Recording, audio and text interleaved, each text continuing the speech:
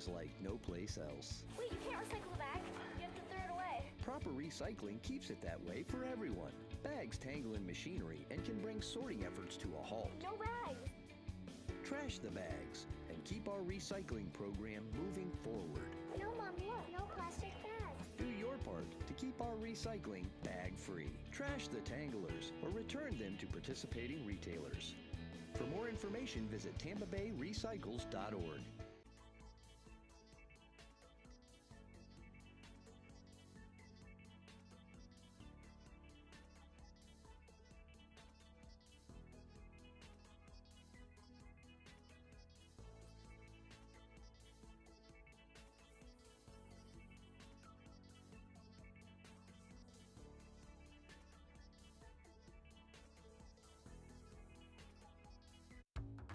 Hey, would you do me a favor?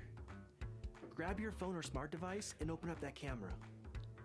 Then point it right here at the QR code. Do you have it? I'll wait a second. When you see the link pop up on your screen, give it a tap. You ready? Boom!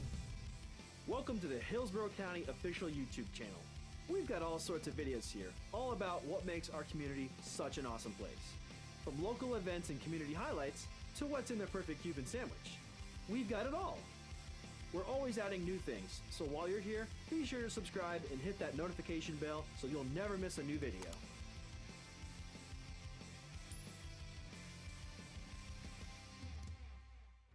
Here's that QR code again, just in case you missed it. Go ahead and check it out. Ooh. This must have fallen out of that video.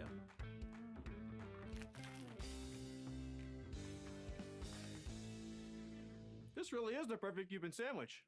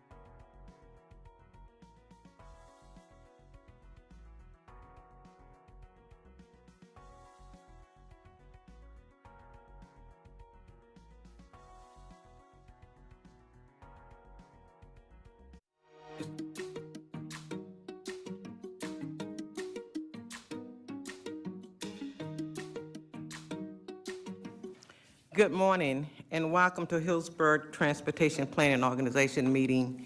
Let us stand and repeat the pledge. I pledge allegiance to the flag of the United States of America and to the republic for which it stands, one nation, under God, indivisible, with liberty and justice for all. Gail, could we have a roll call, please?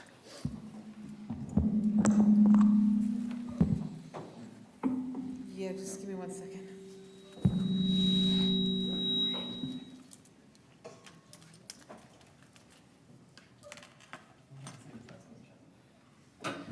Commissioner Myers, Yes. Here. Mayor Ross. Here. Commissioner Owen. Here. Commissioner Wastel. Here. Commissioner Cohen. Here. Commissioner Kemp. Here. Councilmember Clendenin. Here. Councilmember Hurtak. Here. Councilmember Maniscalco. Here. Mayor Kilton. I do believe he's excused. Board Member Vaughn. Here. Charles Klug. Here. Joe Lopano and Gina Dew are also excused. Greg Slater. Here. Justin Willits. Here. Planning Commissioner Joseph. Here. We do have an in-person quorum.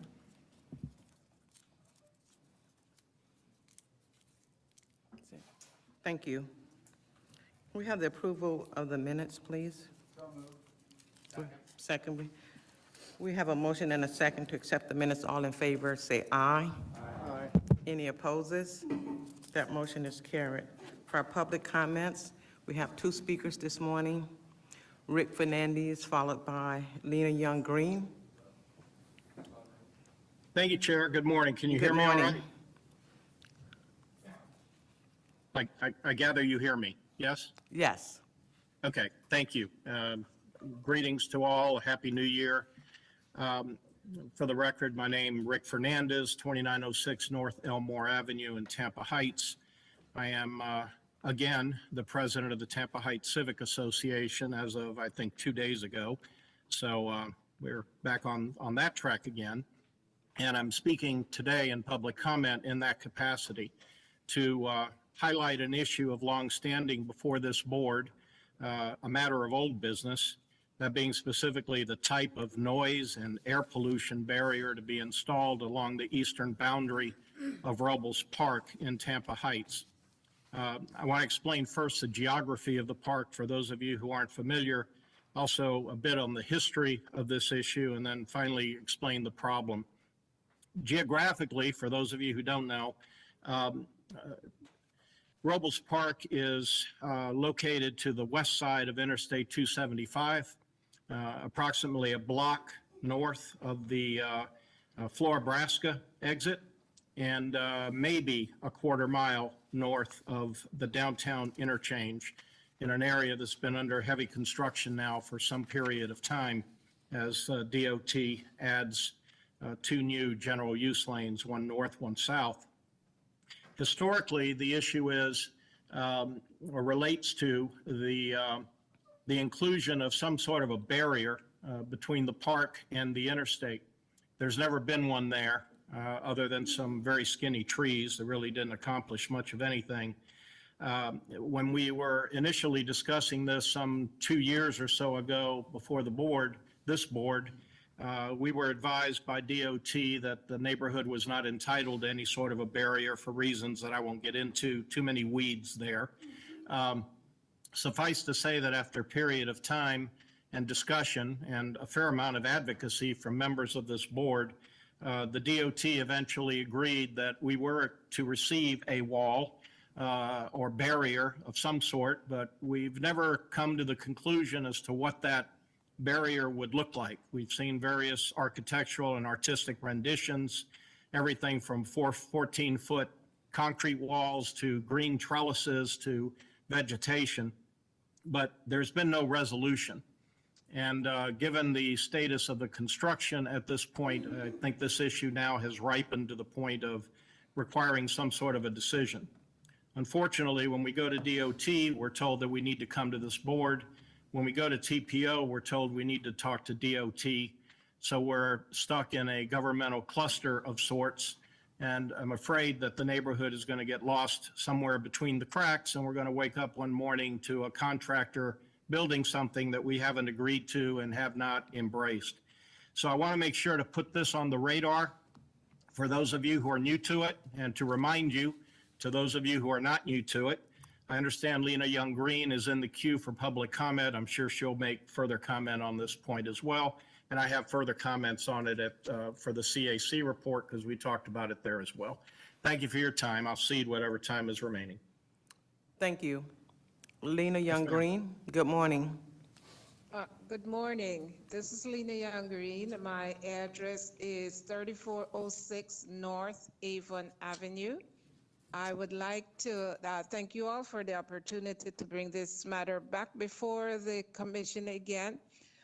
We are addressing what is the division between the neighborhood at the park and the interstate. We know that for addressing the quality of the air, the water, and the soil in that area, that the preferred means of barrier should be trees, living trees, thick enough that they could absorb the pollutant in the air, help to clean the runoff water, and then also cleaning the soil. There are many studies that have demonstrated that. In addition, because of the concentration of so many roads coming right at that area or right south of that area, there is the possibility, or there actually is, the creation of a heat island, which is made worse with the sun coming down as strongly as we have it in Tampa, and also in the evening when the heat reduces and the particulates in the air get to rise up in the air and affect the neighboring residents. There are many studies that shows the diseases that affect residents that live close to interstates. So we are asking you to kindly address this issue again, kindly help us with going back to determining what's the best kind of barrier, and then help to resolve it for the betterment of our neighborhood. I did send an email to the secretary, and he informed me that I need to come back to the TPO on this issue, although we have been talking about it for many years already. So that is our request today. We want to continue to have this conversation and get clarification on the barrier that is best for our neighborhood for the east side of the Robles Park. I live right across from the park, and also for the residents that are along that area specifically. So thank you for your time, and I look forward to hearing more. Thanks. Bye-bye. Thank you. Johnny, Executive Director, I'm going to ask if you would put the item regarding the Robles Park noise and trees on the agenda for next month so that we can discuss that issue. Thank you so much. Now we're going to committee reports. Rick Fernandez and Harmony McGee, in that order. Good morning. Good morning again, Rick. Good morning, Chair, again, thank you, and again, greetings. Now I am wearing the hat of your CAC Chair. We met on January the 8th, Monday. We were off schedule. We actually delayed our usual meeting by a few days because folks didn't think January 3rd was appropriate given the holiday schedule. So we met a little later than usual, but we did meet Monday night at 6 p.m. We had a full quorum, 14 in the room. Nobody attended virtually this time. The meeting started with a robust conversation during public comment after reading into the record a request from Lena Young to include the planting of trees on Elmore Avenue between Florabraska Avenue and Emily Street. The idea is to mitigate the aesthetic, health, and environmental impacts of the widening of I-275, specifically near Robles Park. The CAC members support the concept of a living wall, but had questions about maintenance costs. There was a suggestion that there may be grants available for planting and maintaining a natural barrier. Action was taken and approved unanimously to support the Tampa Heights Civic Association's request that FDOT revisit planting trees on Elmore between Florabraska and Emily and report back on whether or not this request can be accommodated. We had 4 action items at the January 8 meeting. First action item was election of officers. The new slate of officers for 2024 are, well, myself, I'll continue as CAC chair. Stephen Hollenkamp of Plant City will remain as vice chair, and Dana Lazarus was elected as the officer at large. The second, yes. Lost your audio for a second there. Can you hear me now? We can hear you, yes. Thank you. Okay, I'm not sure where you lost me. In any event, I remain as CAC chair, Stephen Hollenkamp as vice chair, and Dana Lazarus as officer at large. The second action item also on today's board agenda for approval was the TIP amendment, I-75 from Tampa Bypass Canal to Fowler Avenue. By a vote of 14 to nothing, the CAC approved the TIP amendment for this area. There was interest from CAC members on whether this project would impact the county's efforts to construct a trail along the bypass canal. District 7 staff informed the committee that the project does not impact the future trail and that no additional right-of-way is needed. At this point, I would just like to interject. We appreciate that there was a DOT member present to elaborate on this point. It helped us to work our way through the TIP amendment. So again, thank you to DOT for providing someone. The next action item actually will be on the TPO's February agenda. We handled it this week, and that's the 2050 plan needs assessment for freight and goods movement and the Hillsborough County truck route plan. By a vote of 14 to 0, the CAC approved the plan, the needs assessment for freight and goods movement, and the Hillsborough County truck route plan. There's more elaboration on this in the written report that's been submitted, but for time purposes, I'll spare you the reading. The last action item was a review of the CAC's demographic and geographic representation. This has been an issue of some effort over the course of the last year plus. Progress was made in 2023 to add committee members living in more diverse areas of the county and representing the county's various demographic populations. In an effort to more closely match the county's populations, suggestions were made on recruiting members of lower income brackets, women, and those under 30 years of age. The CAC voted unanimously to accept the demographic and geographic analysis. I would note that my report, this report is included in the record to aid in transcription.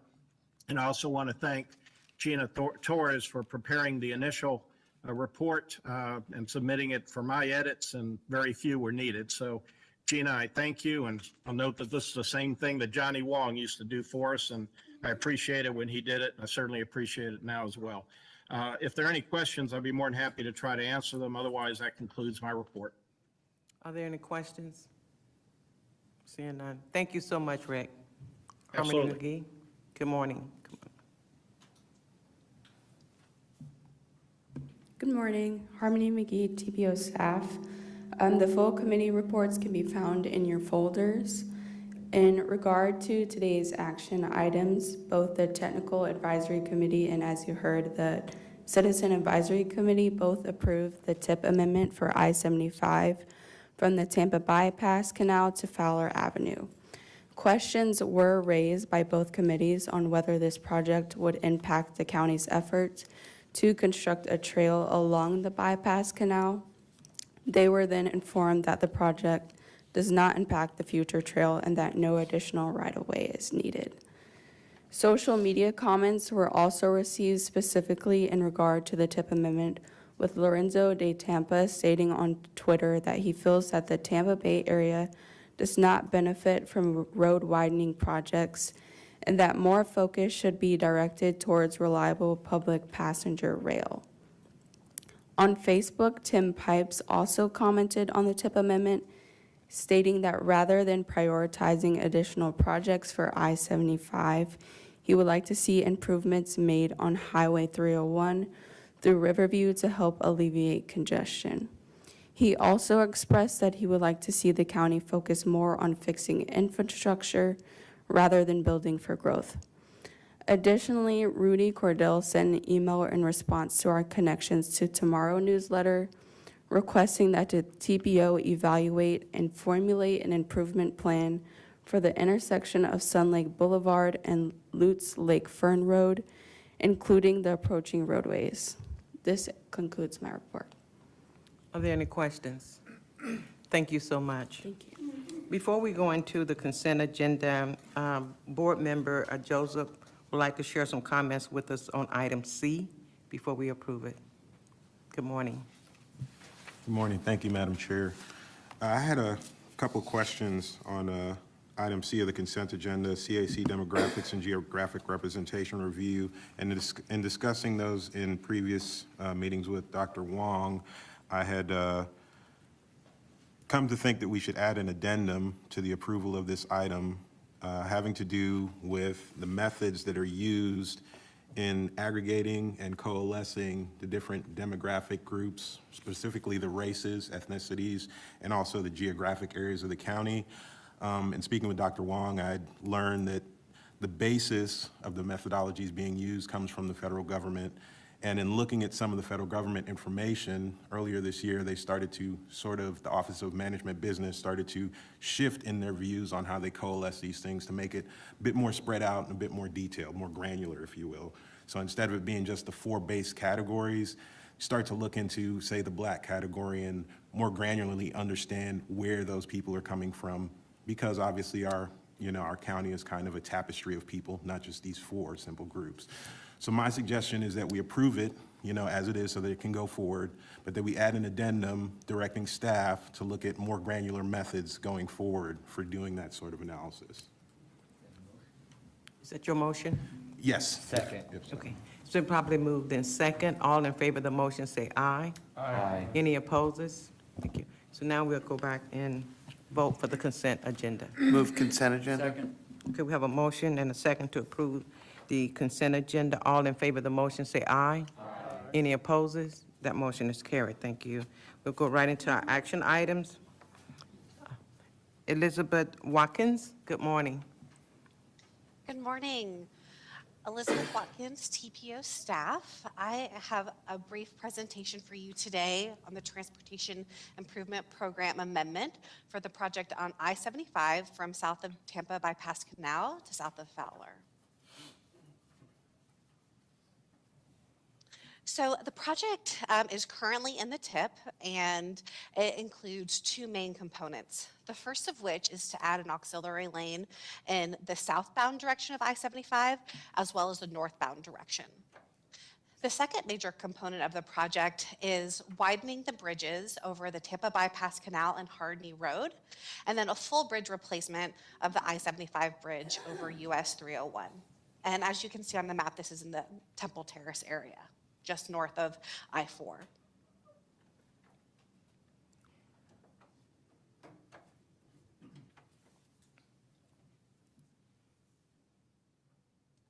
This is a graphic that FDOT generously provided, so you can get a sense of exactly where those auxiliary lanes will start and end in yellow. And then in green are the bridge deck rehabilitations over the Bypass Canal and Harney Road, and then in green over US 301, that full replacement, and then the tie-in work along US 301. I also wanted to call to your attention how this project fits into larger planning efforts. So this is a map of District 7's 5 years interstate plan, and this project is one of the components of that, right here in orange. And a little bit about the purpose of this project. If you've been on this segment of I-75, you know that it can get very congested, particularly during rush hour. There's a lot of weaving movements as folks try to traverse to the I-4 interchange. So the anticipated outcomes are to have congestion reduction as well as safety benefits to minimize that weaving movement. And given that this is the interstate, this is an important freight corridor, so we expect that there would be benefits to freight to move goods. And in the cases of where evacuations are needed, that's also part of the benefits of this project, that it could help facilitate the safe transport of people. So why is this before you today? Well, there were two main changes that are being proposed to the project that need the TPO's board's consent on. The first of which is construction is proposed to be accelerated from 2025 to 2024. And that's due to some statewide rebalancing, and this project was able to be accelerated to the current year. Additionally, about $9 million is needed to program to construction, and this additional funding isn't for any scope changes. It's largely because of unit price increases, which we are seeing industry-wide, and in particular for projects of this scale of an interstate project. So pending the approval of this amendment and of course delivering the project, the overall timeline is to let the contract sometime this summer, start construction in the fall, and then conclude construction and have it open to traffic in 2028. Of course, your TPO staff ensured that all of our public participation requirements were met through a variety of means, newsletter article, social media posts, and a web page. And there was also a news article posted through ABC Action News about a week ago that cited some positive quotes from local residents embracing this project. So the recommended action before you today is to approve the I-75 from Tampa Bypass Canal to Fowler Amendment to the fiscal year 24 to 28 TIP. And of course, I'd be happy to answer any of your questions and take your input. Thank you. Councilman Maniscalco. Thank you very much, Madam Chair. It was encouraging to hear, I believe, from the CAC chair that it was a unanimous vote on their end. So if there's nothing else, I'd move to approve it. We have a second. Second. We have a motion and a second to approve action item A. All in favor of the motion, say aye. Aye. Any opposes? That motion is carried. Chair, if I may, per state law, we have to approve TIP amendments via roll call vote. Oh, I'm sorry. Gail, roll call vote, please. Commissioner Myers? Yes. Mayor Ross? Yes. Commissioner Owen? Yes. Commissioner Wastel? Yes. Commissioner Cohen? Yes. Commissioner Kemp? Yes. Councilmember Clendenin? Yes. Councilmember Hurtak? Yes. Councilmember Maniscalco? Yes. School Board Member Vaughn? Yes. Charles Klug? Yes. Greg Slater? Yes. Justin Willits? Yes. Planning Commissioner Joseph? Yes. The motion passes 14-0. Thank you. Okay, our next item, Lisa. Good morning. Good morning. Lisa Silva, TPO staff. I'm also serve as your Vision Zero coordinator, so kind of wearing that hat today. Typically, when we team with our local TPOs and move money back and forth, it's just a consent item because we love to receive money, right? But today, we took it off the consent agenda item so I could tell you a little bit about it and get you all inspired and psyched about it. So what am I referring to? Well, it's a mouthful, the Gulf Coast Safe Streets Summit. So it grew out of the beginnings of our Vision Zero action plan, and now we share this event. It's another way we coordinate regionally is by coming together in a summit format each year. It moves around the region amongst 6 other TPOs. So the last time it was hosted by Polk. Polk has a surplus. Whenever there's a surplus, they give it over to the next host, so they have a little seed money to get going on it. So that's what's going to occur today if you approve the action, is Polk's remnants will come over to Hillsborough TPO so we can get rolling. It's not quite our turn, but Pasco had a lot of leadership turnover, so we said, well, we'll step in and host it out of sequence. And because it's also a very busy year and Lisa loves to be efficient, the last time we hosted in 2019 happened to be during the Safe Routes to School National Conference. So we had it as a dual event. I happen to have the privilege of serving on the Florida Bicycle Pedestrian Safety Coalition, and it rotates around the state, and it's going to be in Tampa, so we synchronize the two events. So it is my goal to have many of the colleagues from around the state stick around and come to our companion at the same time, Gulf Coast Safe Streets Summit. When might this be? Because you're dying to mark your calendar for this two-day event. Is October 8th and 9th, 2024. So that's the two-day coalition. Coalition wraps up around noon on the 9th, and then we'll switch out the room to host our summit. So again, hoping a lot of our colleagues join us, hoping all of you join us. I've already been putting my thinking cap on eliciting some very inspirational speakers. So this isn't just another recycle and repeat kind of conversation. It was no small feat to find a large venue in downtown. Typically, District 7 will host this coalition in a suburban area up near their offices, but we thought, why not highlight all the great multimodal, diverse transportation in downtown? So want to thank the port because it took many tours and meetings and some scheduling snafus with that darn Margaritaville to find a venue, but we are confirmed in Terminal 2 for October 8th and 9th. So very much appreciate your hardworking staff making that miracle come through, and really appreciate that the district's consultant is assisting us in making this joint vision happen. Some of the things we might do in having it downtown, I've already had some advocacy groups approach us to like sponsor some mobile workshops, et cetera. So I really hope that you'll just push the money over to us so we can get rolling with this joint event. And then I hope many of you will attend, and I have some participatory ideas as well. So anybody interested, let me know, but you will be invited if you don't. So we'll be sending out save the dates to your aides and your calendars, but this is just wanted to give you a little teaser today. That concludes my little update. Excellent dessert. Thank you so much. Do we have a motion for approval? We have a motion and a second. All in favor say aye. Aye. Any opposers? That motion is carried. Thank you for being so excited. We will make sure we're there in the house. Thank you. Moving right along to our status reports. Bryant, good morning.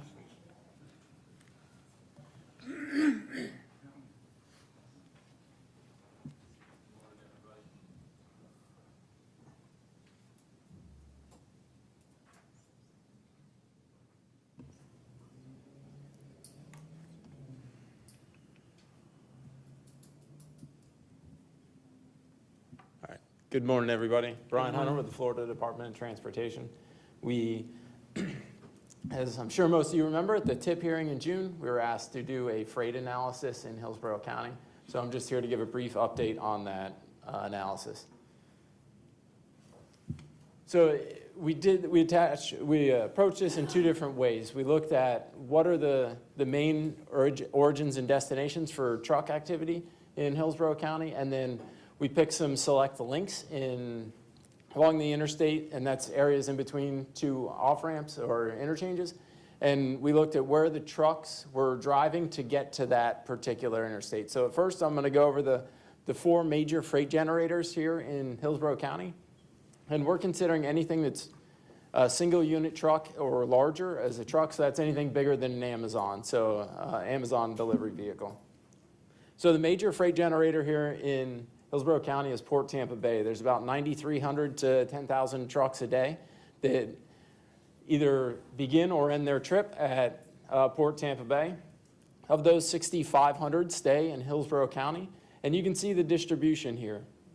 And on the upper left-hand side of the screen, that's the wider distribution outside of Hillsborough County. So we can see that Port Tampa Bay has not only a statewide, but also a national and regional distribution trend. And here are the roads that the trucks that either start or end at Port Tampa Bay begin with, or that they use to make their trips.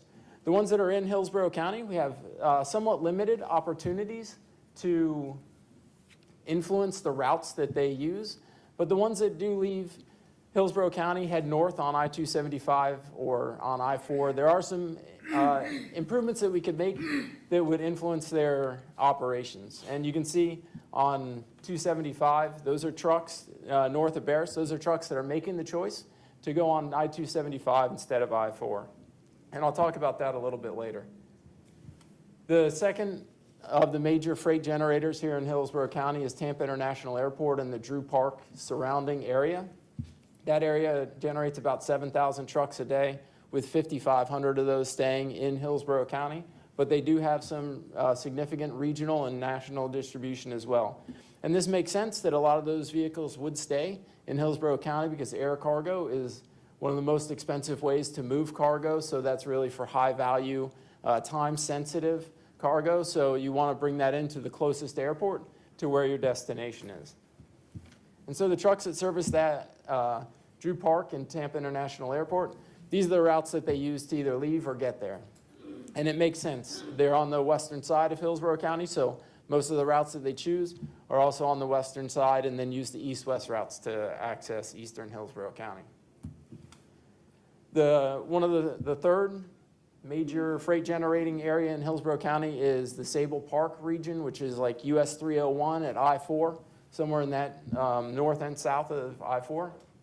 And so this area generates about 6,000 trucks a day, with 4,000 of those being local deliveries here in Hillsborough County.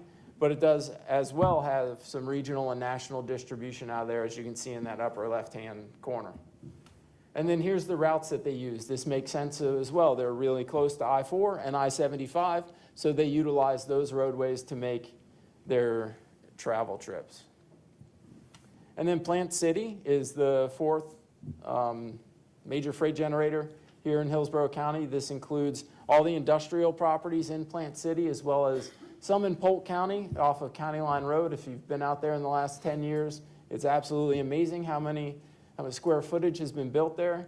But this area generates about 6,500 trucks as well, but only 2,300 of those end up in Hillsborough County. So we can see this is a very significant regional and national distribution area. As you can see on the map in the upper left-hand corner, almost the entire state gets something from this region.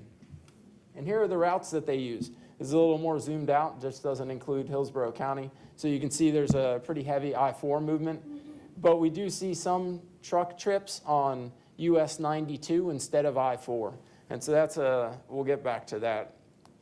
And then the second way that we analyzed this was those selected links. I'm going to go through these really quickly.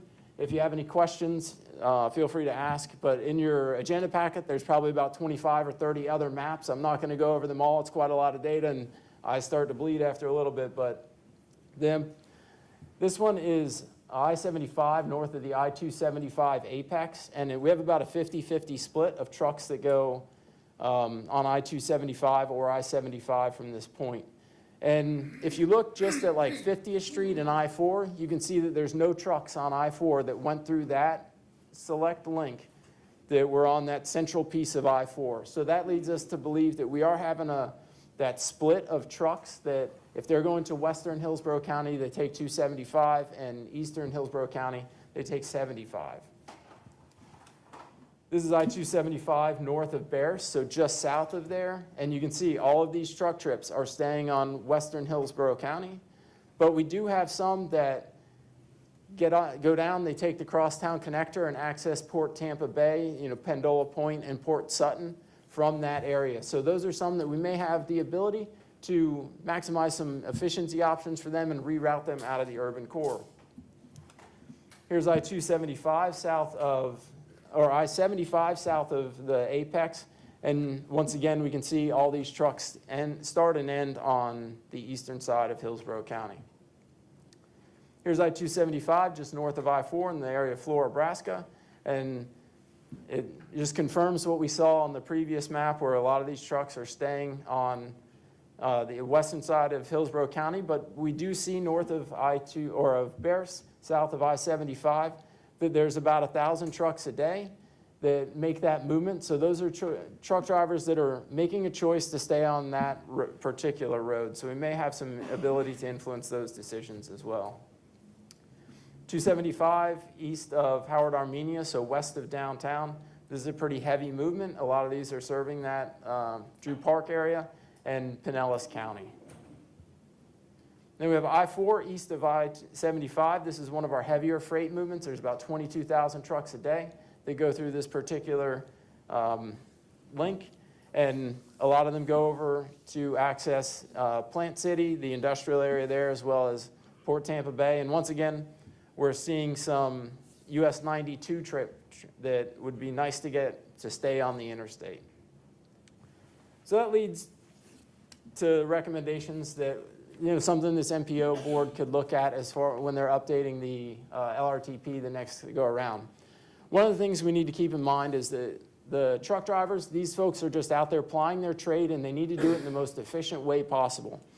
And so when we think about how to redirect trucks onto the infrastructure we want them to go to, we need to do that through optimizing their efficiency rather than through some sort of punitive measure. And so we want to make improvements that direct them where we'd like them to go. We saw this as very successful, Crosstown Connector. As soon as that opened up, almost every single truck came out of Ybor City, and once we turned that over to the city and they banned trucks, we didn't hear any complaints from any of the truck drivers. It made their operations quicker and faster, and so they were willing to take that route.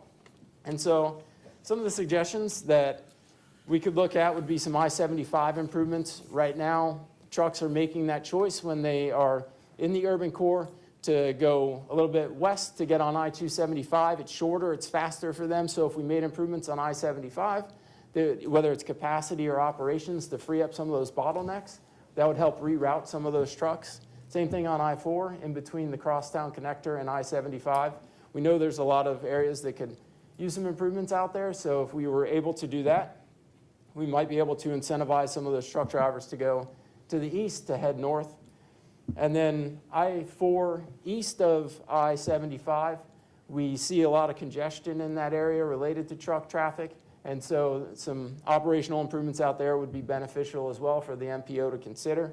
And then US 92, even though we may want trucks to be on I-4 instead of US 92, there's really no alternative route to I-4 besides US 92. So if there's an incident or something on I-4, US 92 would be a good thing for us to improve so those trucks can keep flowing and keep commerce moving.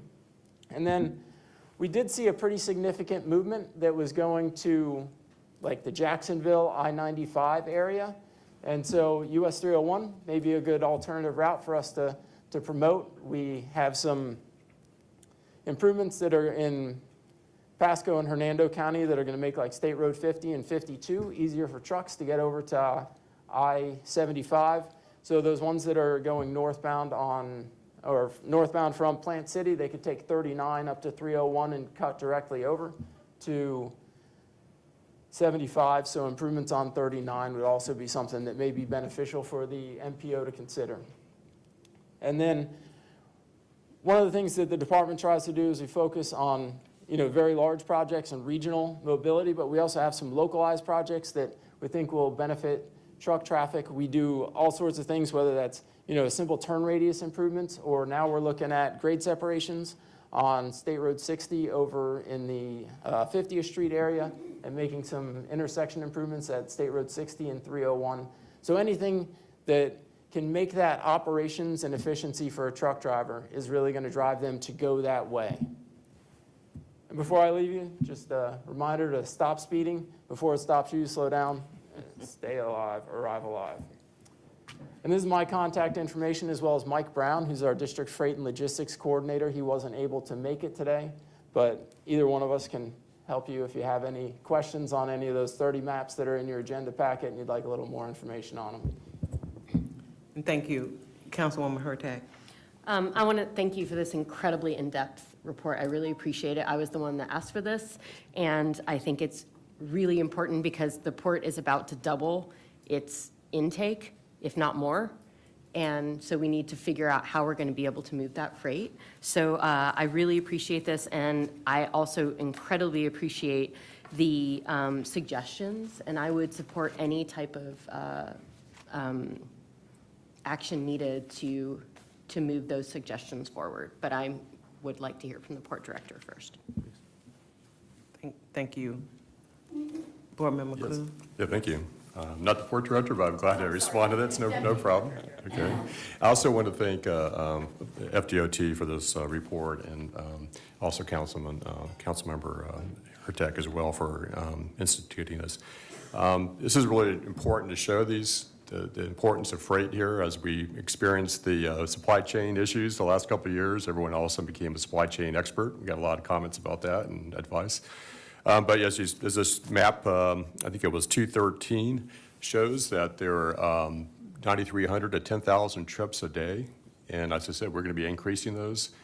Today we have, the last couple of days, we had several container ships in. Of course, they're unloading all those containers. Those containers are going to go out by truck. We like to put them on rail, but they do go out by truck to the I-4 corridor, and they go into congestion. And so we have to make sure we can get those trucks over from the port, different parts of the port, over to Plant City, Lakeland, different places where those DCs are, distribution centers. It's not just Hooker's Point. A lot of people see Hooker's Point. We have Port Sutton, Port Red Wing, Pendola Point, other parts of the county. The port itself is the entire county. So there's lots of different areas within the county, as this map shows, that are impacted by this. Unfortunately, after 9/11, we had to vacate a lot of roads within some of these areas that were formerly city roads, like on Hooker's Point, Maritime, Guy Verger, over in Pendola Point, and Port Sutton Road, et cetera. And we have to maintain these roads. And so these are a lot of truck moves. These trucks do a lot of damage to these roads. And so the port's incurring those costs of having to maintain those roads. Also, we don't show too much here, but as far as freight, but we do have freight coming into the cruise terminals. And we have more cruise ships coming here. I think Lisa Silva mentioned earlier the Margaritaville, so we're happy to announce that. We should be having, with the additional 300,000 passengers from Margaritaville coming up starting in June, we'll probably have close to 1.5 million passengers, which means a lot of trucks for provisioning coming in the Chatham District, et cetera. But they're also going down I-75 and 275 and I-4 to get those locations. So just want to thank you again. I think this is an important report, and we'll share this with our truck drivers and users in the port. And as I noted, 10,000 truck moves a day, those are also important from the standpoint of other areas. And I just want to mention today is, this month is Human Trafficking Awareness Month. And we also distribute information to those truckers to be aware of any type of human trafficking. So I just want to put a plug in for that, is that this is something we should be concerned with year round, but this is something we do with truck drivers, is we try to make them aware of all the, the potential for human trafficking, that they see something, say something, and we also post signs, et cetera, in our cruise terminals and other areas to make people aware of that. So just a plug for the Human Trafficking Awareness Month. Thank you. Thank you. Commissioner Watson. Thank you. On one of the maps, you demonstrated that I-275 North receives a pretty heavy flow of freight traffic. And I know that you said that you'd like to improve I-4 so that they go further east to go, or that you'd rather improve I-75 so that they go further east to go north. But in reality, with the facts that we just heard, that the port is about to double, I guess, its freight traffic, is that about what we're expecting? We're hoping so. Right now, we're going to go up to, just a few years ago, 2017, we're only at 49,000 TEUs, that's 20-foot equivalent units. We're at 220 last year. We're expecting 250,000 this year. And so we are expecting this to go up to about 500,000 in the next few years, as far as 20-foot equivalent units of containers. Yeah. So Director Wong's been working with me on something that happened several years ago now, and I think it's incumbent upon us to get it back on the tip. And that's from these maps that an expansion of 275 North, while I understand the long-term goal would be to improve I-75, that takes studies, but we already did a lot of work and expense on expanding the lanes of 275 that could have already been going into place recently, I believe this year or the next year, that could have already been being built. Does that sound fair, Secretary Gwynn? I don't know exactly when it was originally expected for that expansion of 275 North to be done. So you're speaking from Hillsborough up to Beers? That's correct. Yeah, well, we have done the PD&E on that, and at one time it was in the priority and it was taken out of the priority, so right now it's not got funding assigned to it. Right, so I guess something that we've already spent money on, doing a PD&E, that could be a quicker solution to at least add some capacity, I guess is what I'm getting at. In my opinion, that's something that we really need to consider when we're moving on this next tip, not only getting it back into the tip, but onto the priority list. So I just wanted to bring that to everyone's attention since we've already spent money on it. Thank you. Commissioner Owen? Thank you, Madam Chair. And I'll brag a little bit more about the port, Charles. It's really important for us to understand how important it's going to be to continue to move freight. It's a $17 billion industry. It's responsible for over 85,000 jobs between here and the I-4 corridor. So I do appreciate this study as well. And, most of the truckers live on my side of town. It's the only place they can park their truck overnight and go to bed. And I spoke to quite a few of them about this. And part of the study also talked about, my understanding was that a lot of the truckers, even if there are delays on the major highways, they're not necessarily getting off and going downtown, correct? They're kind of waiting it out and not using, let's say, shortcuts through downtown areas. Is that safe to say? Yes. So I've been involved in freight planning for about 14, 15 years now, and talked to thousands of truck drivers. They don't want to be on your street any more than you want them on your street. They want to be on an interstate. That's the fastest, quickest way. A lot of these truck drivers, they get paid by the mile or the turn. So if they're making local deliveries, they get paid per local delivery.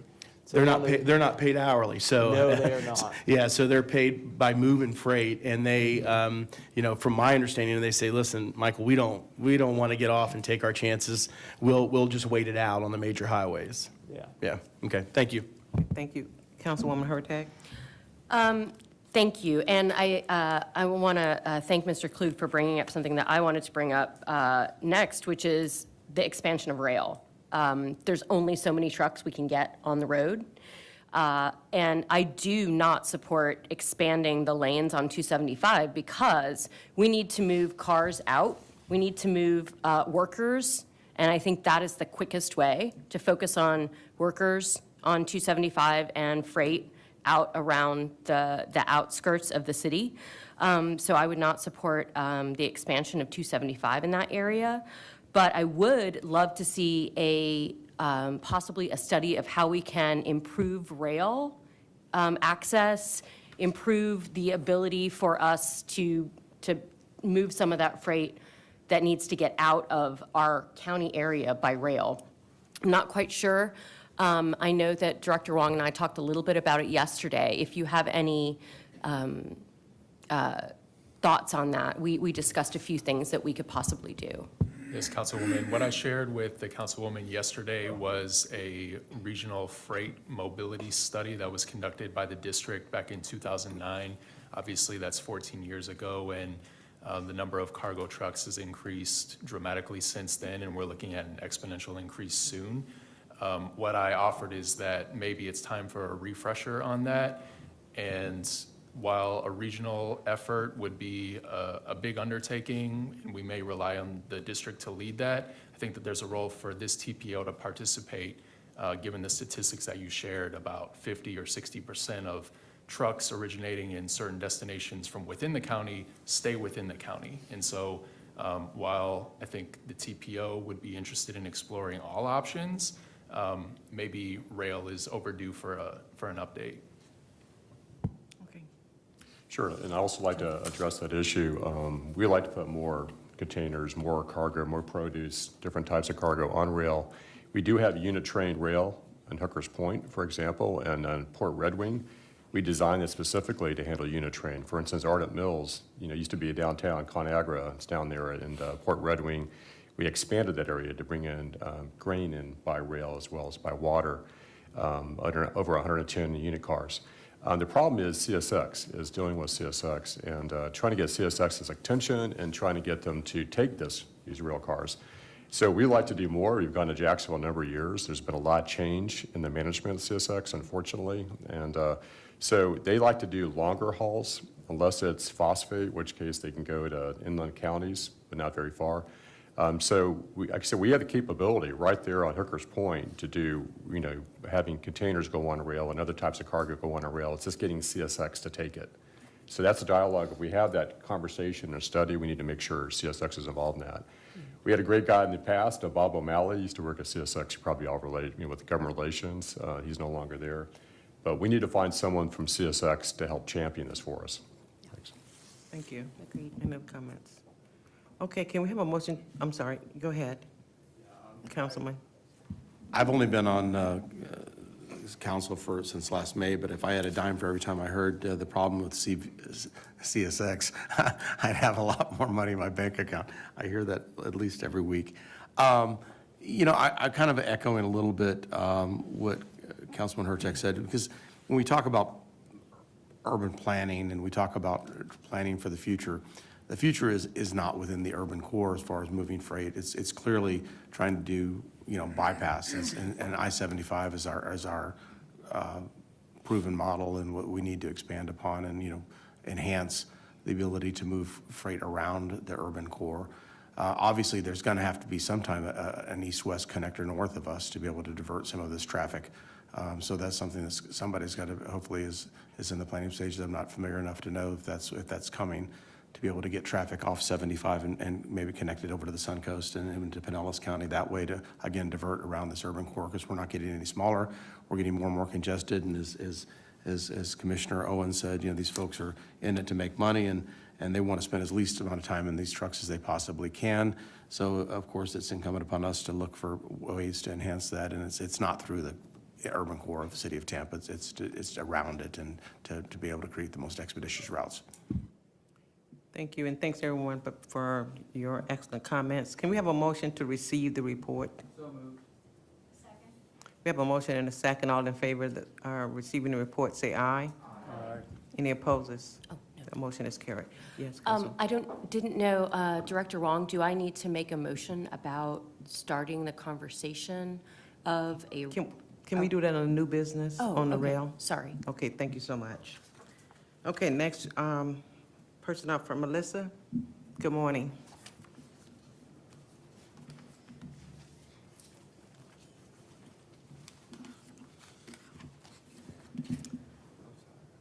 Good morning, board members. Melissa Dickens, Planning Commission staff. Appreciate the opportunity to be before you today. The item that I'm going to be sharing is the draft 2024 through 2029 Plan Hillsborough Strategic Plan. So one moment, I'm going to pull up the slides.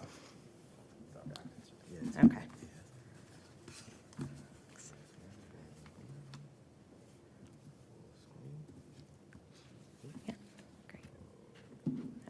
Thank you.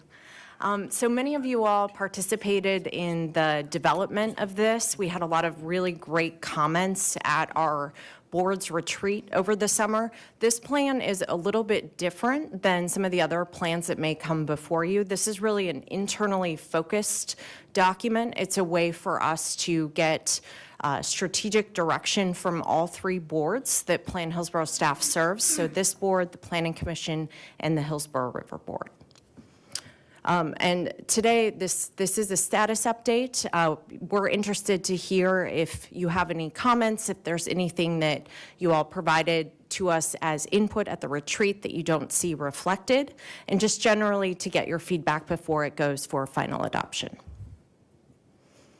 Again, the purpose of this is for staff to get direction from our 3 boards to define the priorities of where we should focus over the next 5 years. It's an opportunity for us to expand on some of the requirements that we have as an agency supporting 3 boards and our agency values, an opportunity for us to get direction on where we can plan proactively. And again, an internally focused document. This is something that is non-regulatory. Anything in here that might sound similar to an LRTP or a comprehensive plan would still go through those normal planning processes. And there's no fiscal impact of this document, and there's no financial commitment as well. This is an overview of some of our mandated items. Wanted to share this to share that this strategic plan might be used as preliminary input for staff to develop the first rounds of drafts of these documents, but these would still go through their normal planning processes.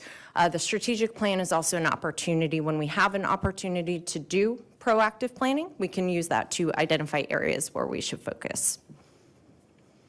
Here's where we are in the project timeline. Again, appreciate all of the great comments and input that you all had at the retreat. We appreciate the input, Chair Myers, in the individual interview, and then the surveys that were sent out to the board members as well. So right now we're back with a draft. Staff has been at our own retreat to develop this draft, and we're here to hear your comments before it's finalized.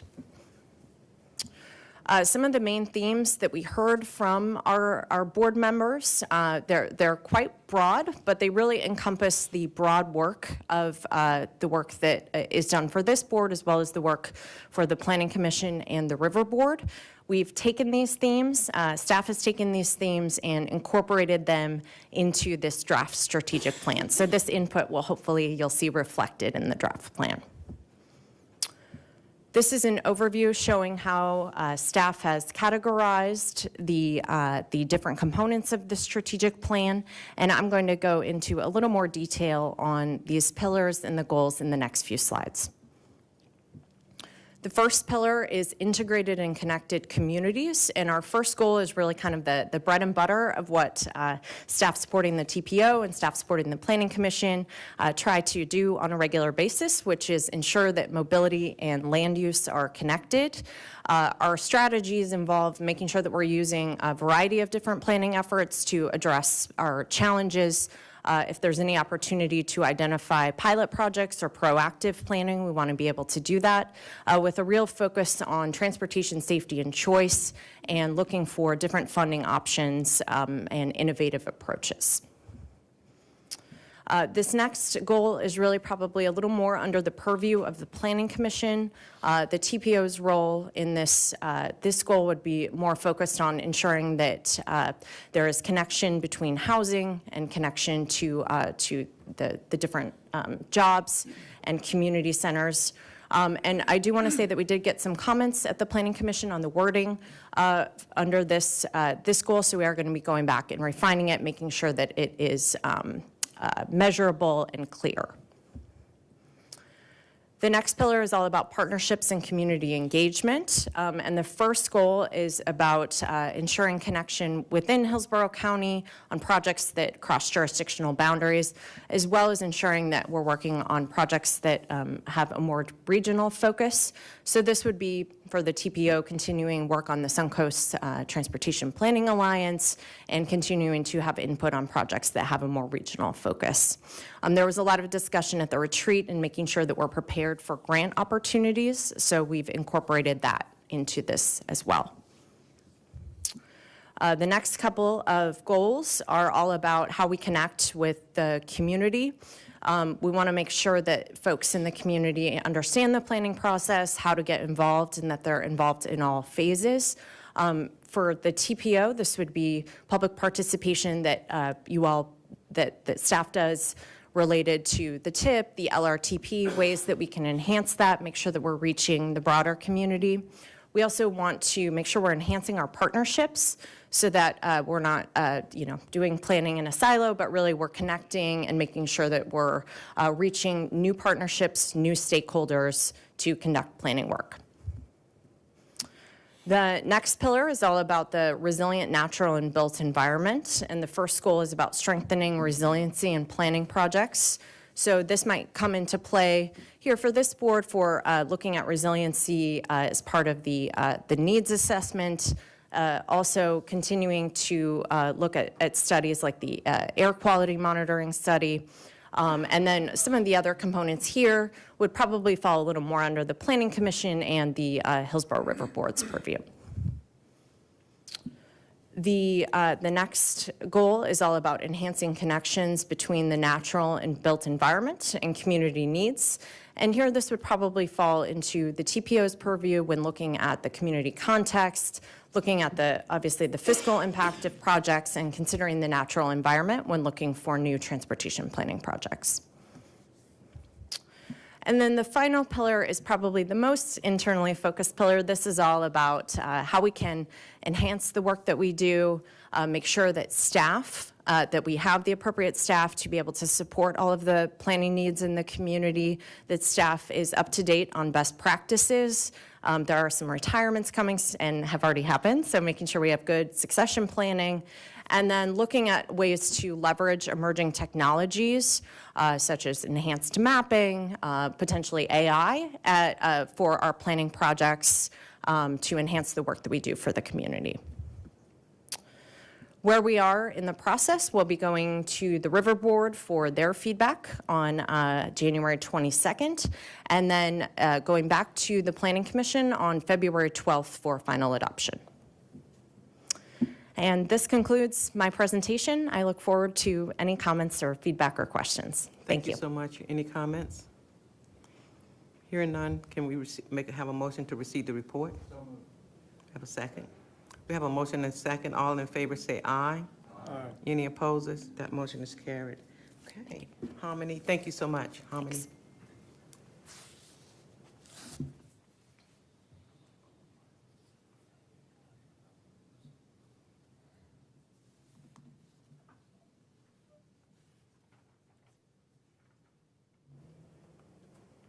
Good morning again, Harmony McGee, TPO staff. Today I will be presenting our upcoming 2050 LRTP. So for this year, we decided to go with the theme of accessibility, hence the name Access 2050. Our main vision is to kind of focus on accessibility in terms of multiple modes of transportation, as well as ensuring community members have accessibility to more jobs and businesses, and also making sure we access all demographics represented in Hillsborough County.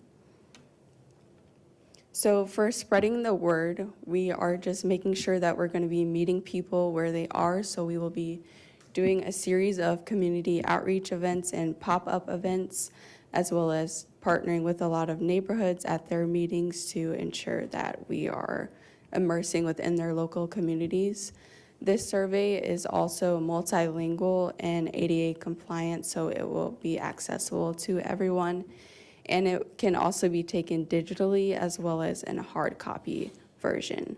And then again, ensuring that we reach all voices, we are just having a boots on the ground approach to make sure that we even reach those more harder to reach demographics. For the Access 2050 survey, in total there are 5 screens, but there are 3 main screens that community members will be asked to provide input on, which is the priority screen, where they will be asked to provide their input on different priority options such as Vision Zero and real choices, and as well as road widenings. And then additionally, there will be a major project screen, which will be an interactive map where they can provide input on projects such as highway interchanges and premium transit. And then finally, they will be asked to provide input on a funding sources screen, and that will kind of introduce the discussion for different funding sources they would deem suitable to fund the upcoming transportation projects and priorities. For data analysis, the MetroQuest system that we are using is very innovative, so it will be providing us insights in real time as participants are taking the survey, and it will also help us in our outreach strategy to kind of tweak it if we notice a particular audience hasn't been reached. And we will also be able to see in real time the different priorities that community members are weighing in on through heat maps and graphs as well as word maps, so we can get an idea throughout the survey timeline. For the survey timeline, we are planning to launch this month. Currently, we are setting to hard launch at the bike rodeo on the 20th. And then from January to April, it will be a 3-month survey with us ending the survey around the second week in April. And so that will be the span of our community outreach as well. And then in May is when we will have some preliminary insights for the data analysis. In July will be a more detailed analysis for the survey results. As far as incentives to get participants encouraged to take the survey, we are offering concert tickets as a giveaway, which would be Bad Bunny and Kane Brown for those options. And then tickets to the Tampa Bay Bucks for the fall 2024 season. And then also an Amazon gift card for $100 is another option. For goals and objectives, we would like the board to provide some input about what you all feel a successful engagement would look like. So would that be a high number of responses, wide distribution, or particularly targeting a community? And also any suggestions you have on specific people or community leaders you feel we should connect with. And how you all can help. We will be having a social media campaign coming out shortly that you can share, which will be on the Hillsborough TPO page as well on Facebook and Instagram. You can also share updates via your newsletters and also, as I said previously, connect us with community members. So that concludes my presentation. I look forward to any feedback and questions. Do you have any questions? Hearing none, thank you so much. I have a question. Okay, I'm sorry. Board member. I was just wondering about the incentives program and about balancing the fairness of it. I know a lot of times at planning commission meetings and stuff like that, we hear from certain segments of the community. So I'm just kind of thinking, okay, well, if certain segments of the community take part in this survey, are they the only ones who are going to have access to the prizes and that sort of stuff? Like, For fairness purposes, anyone that takes the surveys will be able to win, and we also have it to where it's open even if the participant doesn't complete the survey, people can contact the TPO and still be entered, so. very good, very good. And I had one comment. You asked about geographical areas or whether we'd like to see large numbers.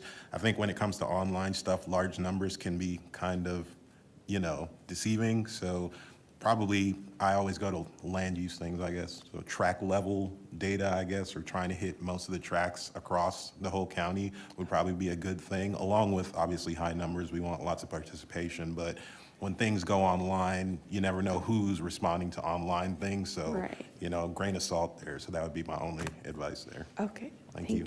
Thank you. Commissioner Wasta. Are we Thank going to collect any type of identifier, zip code, or anything to try and isolate where these survey completions are coming from?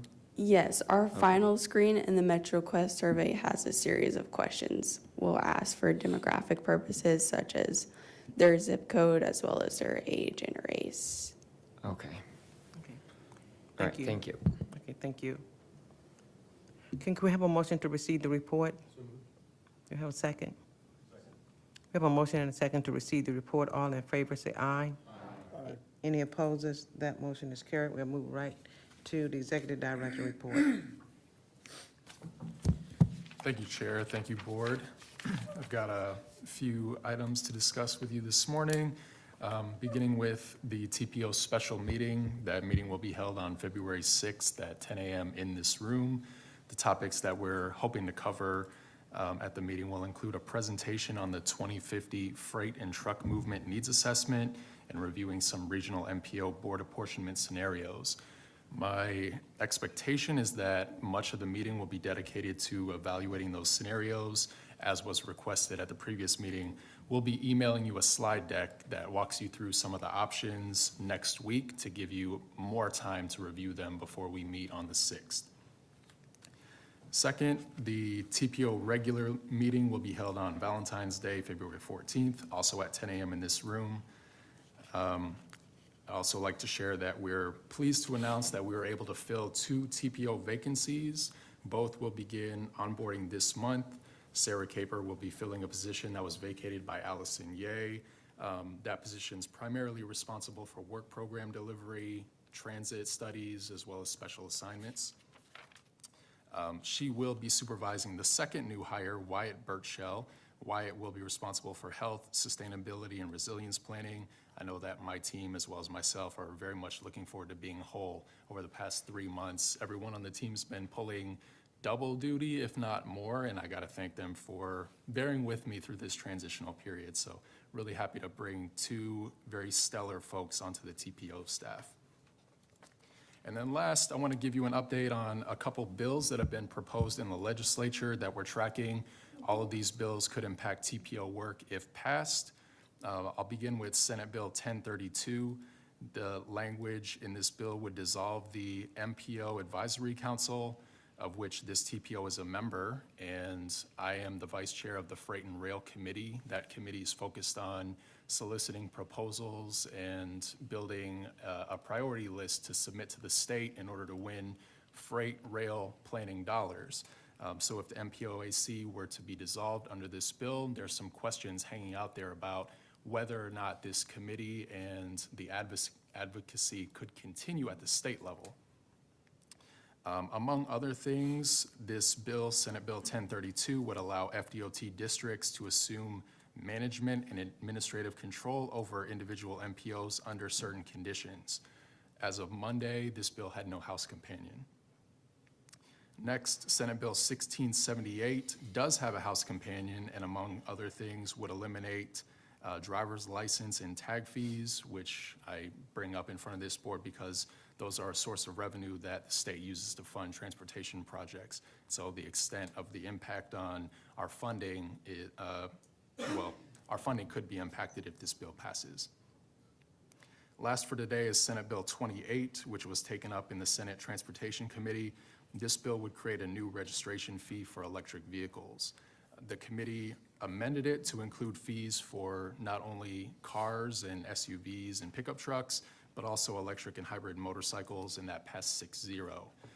The House version was postponed in subcommittee after the subcommittee had a discussion about using sales tax revenues on electricity used for vehicle charging to fund transportation improvements. I'm not entirely certain if they're going to pick that back up in the House. And I think that is it for my executive director's report. If you all have any questions, I'll entertain them. Any questions? Okay. Thank you so much. We'll move right into old business. Any old business? Any new business? Old business, I know Commissioner? that. Old or new, Commissioner Camp? Well, I don't know whether it's old or new, but here's what I wanted to ask. Okay, well, let me recognize Councilwoman Hurtak. Thank you. Okay. I just wanted to go ahead and direct the TPO staff to add a freight rail study to the UPWP and work with FDOT to scope what that study would include. I think, again, the sooner that we start to think about how we're going to move freight, it will also help us figure out how to move cars. Second. No, we don't need a motion. She's just directing us. Oh, okay. Okay. Okay, go ahead. So I'm not opposed to this in theory. I'm just wondering, what is actionable? I mean, is this a study that's going to generate information that is then actionable? Because I don't know if, I'm trying to, in my mind, figure out what we're going to produce in a study that's going to impact how people move their freight in and out of the port. I don't, I mean, what would we produce? Building more railroad tracks, or, I don't understand how that, and I'm not opposed to it in theory, because I get the connection there, the trucks on the road, but I do want to make sure that we're not just embarking on another study that in 6 months, we get a 20-minute report, and then it goes on a shelf, and that's it. And, I mean, we do that all the time. We spend millions of taxpayer dollars just doing studies that sit on shelves and don't do anything. And I'm not real interested in that because it distracts from the things that we can concretely accomplish.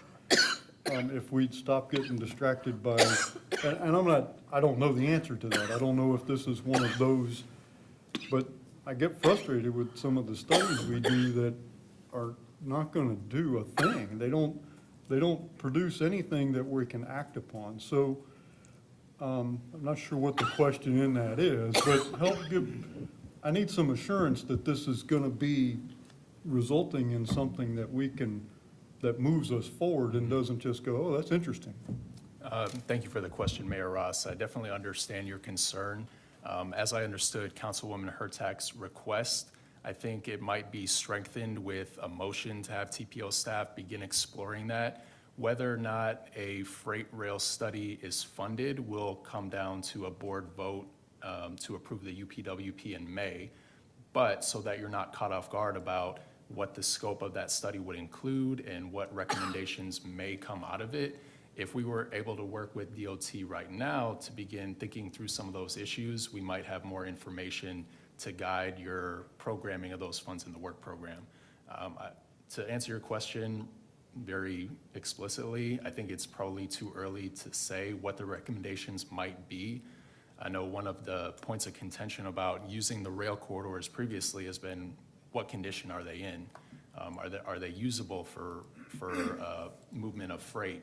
And maybe a part of that study could be conducting an inventory or assessment of the condition. That might be a good first step.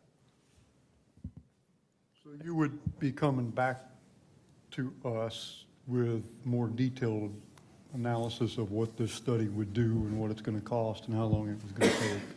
Because what I'm hearing from the board is that there's questions about what that study could entail, I would request that if you all make a motion to direct staff to work with DOT, we can think through some of the tasks that might fall under that scope, brainstorm what the recommendations might be and if they're implementable over the short term. I would like to conduct that pre-scoping coordination before we bring it forward as a UPWP item, because if you have questions about the value of that study leading into the UPWP, that could create a little bit of a complication when we're asking you to adopt the rest of the work program. So again, Hold on one second, Councilwoman. Yeah, and I would just be good for Councilwoman to comment on too, is I want to make sure, because at the very end, Councilwoman, you kind of threw in there vehicles as well. I want to make sure that, if I'm supporting anything, that this literally is limited to just moving of freight, not any type of, light rail or moving of people within the city. If it's limited to just freight, I completely understand, but that's why I wanted to clarify. Thanks. yes, that's my goal, is to look at freight, because we are going to be seeing a growth, and it takes forever to get anything done. It just does. That's government. Right. So whether it be expanding a road or working with rail, but and I appreciate Mr. Klug talking about how we have to include CSX, but at some point we have to, whether or not we get federal government involved, however we get it done, because they can't just have a stranglehold on the rail system. That affects everyone. So again, I'm looking at it as, how do we start planning for now to have them look at the ideas and to see, again, if it's even feasible with CSX before we go ahead and do a study of what we need to do. But just to start the conversation, because if we don't start the conversation, then we're going to be even further behind when we're looking at adding all of these containers that are coming in from the port. Okay. Commissioner Kemp? Yeah, I'd just like to comment on this too. I'm really pleased that we had that presentation and that you asked for that information.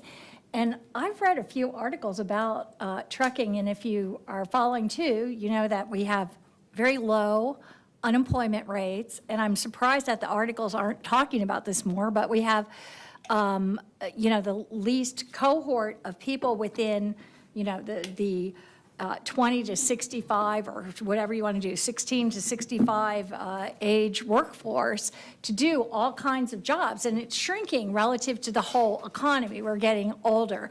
So we're having, I think that is impacting hugely the reason, and we will forever have low unemployment rates in the future, but I've seen that they're having a lot of problems getting trucking. It's a challenging lifestyle, and so to have long-term people doing the trucking and to make the economics of it work is extremely difficult.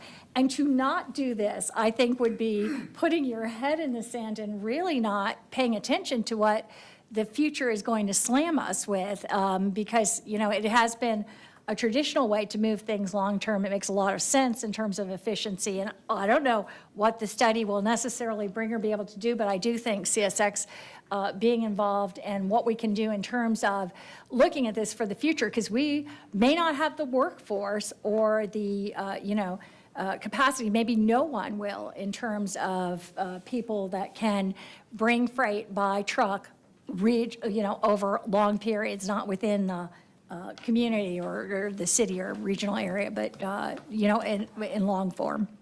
Thank you. Justin? Oh, yeah, I just wanted to say that I kind of think of it as the latent demand that they would like to serve by rail.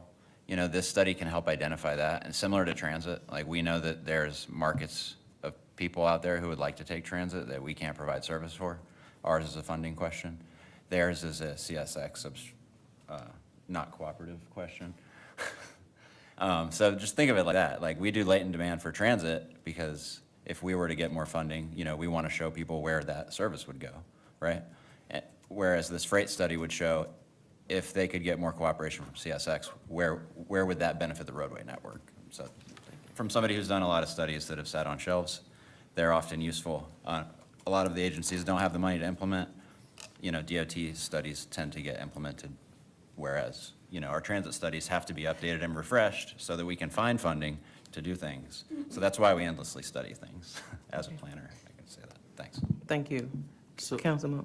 I kind of heard two different points on this, and what I'm hearing, and I think I heard this from you as well, Councilman Hurtak, that because initially the motion was to direct, but then it was about discussion. So maybe we could ask the staff to start this discussion and then not necessarily commit to the study until we have that discussion. So maybe a motion to amend yours to start the discussion, and we can bring it back the next meeting after they've had that discussion if we want to continue with the direction. We don't need a motion. This is just an item Yeah. she's asking staff. That's what I did. Yes. I just asked them to get bring it back started. as and new business. And then we will obviously have to talk about it before we engage a study. Before we start a study, right? Okay.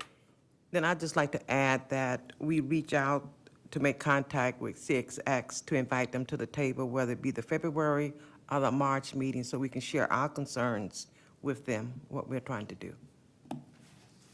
That's for staff to handle. Any other new business? Yes, Commissioner Kemp. I'm trying to figure out where we need to go, and with Secretary Gwen here.